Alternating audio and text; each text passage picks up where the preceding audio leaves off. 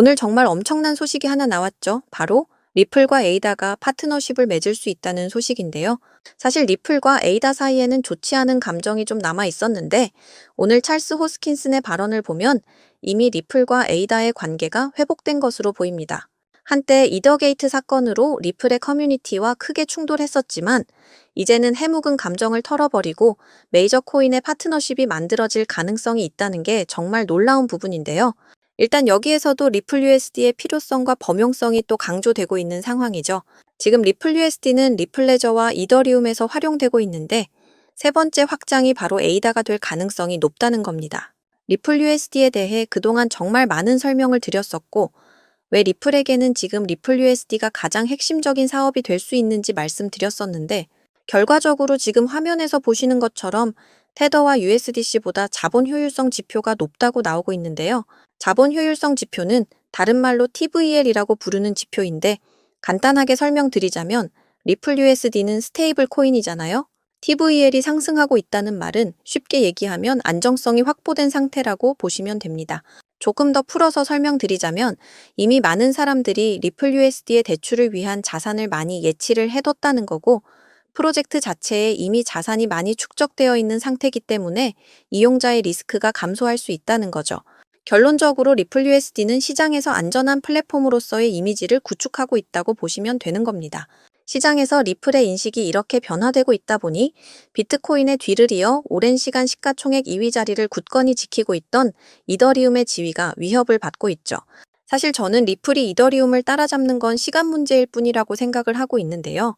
코인 자체로서의 활용도와 IPO를 포함한 사업의 확장성까지 생각해보면 절대 리플이 이더리움에 밀리지 않는다고 생각합니다. 물론 지금 최고의 문제라고 손꼽히는 것 중 하나는 여전히 향방을 알기 어려운 리플과 SEC의 소송이라고 생각하실 수 있겠지만 사실은 이것보다 조금 더 어려운 문제를 하나 가지고 있습니다. 코인의 본질이라 할 수 있는 탈중앙화 거래소 거래 비율이 현저히 낮다는 부분이 조금은 문제가 될 수 있는데요. 하지만 이 문제도 사실 걱정하실 필요가 없습니다.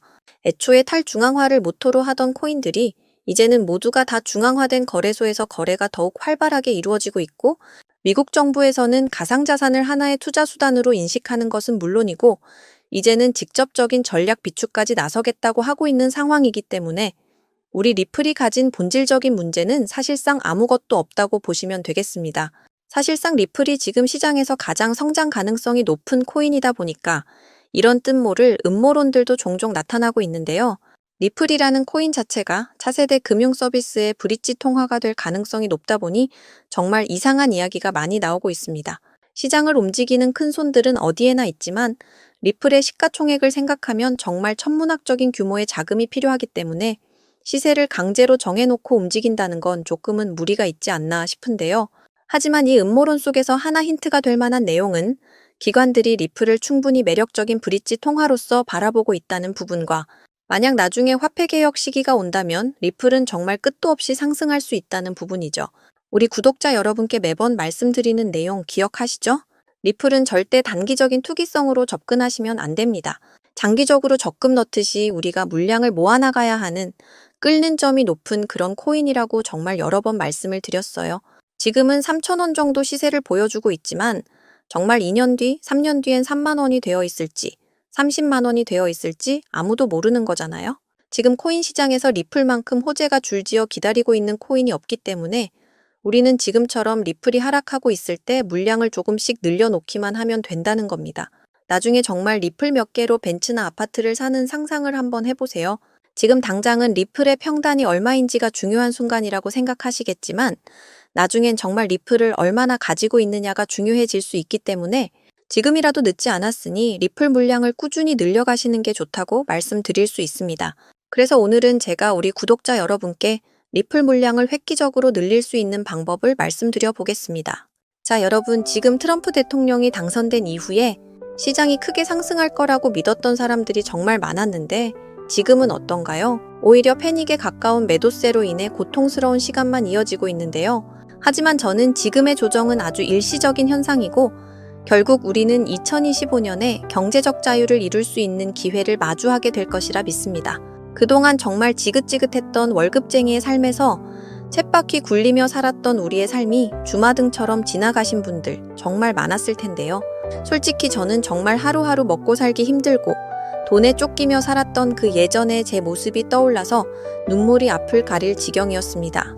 그래도 하루하루 크립토 시장의 여러 코인들 자료 분석과 실시간 경제 시황도 봐가면서 어렵게 여기까지 왔는데요. 드디어 그 빛을 발할 수 있는 인생의 몇 안 되는 절호의 기회가 제 앞에 그리고 여러분 앞에 떡하니 찾아오게 된 겁니다. 정말 저희 채널을 구독하시고 매일 영상을 챙겨봐 주시는 여러분이 없었다면 저는 아마 여기까지 오기 힘들었을 겁니다. 그래서 정말 어렵게 분석하고 또 분석해서 찾아낸 이런 경제적 자유를 누릴 수 있는 아주 좋은 코인을 우리 구독자 여러분께 보답하는 마음으로 모두 공개를 해야겠다 마음을 먹었습니다. 제가 이 코인을 여러분께 말씀드리는 이유는요. 트럼프의 당선을 위해서 모든 것을 도와주고 지금은 트럼프의 칼이 되어 선봉에 서서 악역을 자처하고 있는 일론 머스크와 관련이 있고요. 일론 머스크와 더불어 세계 최대 자산운용사인 블랙록 그리고 트럼프까지 연관이 되어 있기 때문입니다. 자, 지금의 밈코인의 생태계가 탄생한 바탕과 기틀을 마련한 세계 최고의 부자인 일론 머스크가 현재 전 세계에서 주목을 받고 있는 이유는 앞에서 말씀드렸듯이 트럼프와 매우 밀접한 행보를 보여주고 있는 덕분이죠. 지금 그 누구보다 트럼프의 정책을 강하게 지지하고 정부 효율부라는 부서의 수장으로서 트럼프의 칼이 되어 연일 이슈몰이를 하고 있는 상황인데요. 테슬라의 주가가 고점 대비 50%가 하락할 만큼 어려운 상황에 처해 있음에도 여전히 트럼프와의 우정을 과시하고 있습니다.